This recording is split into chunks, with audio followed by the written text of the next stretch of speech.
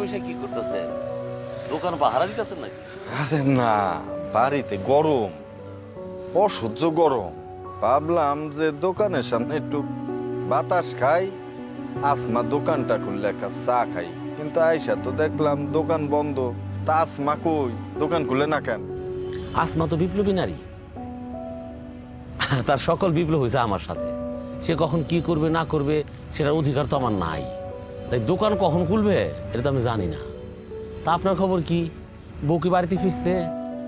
বউ তো বাড়িতেই, কিন্তু রে সংসারে সুখ নাই।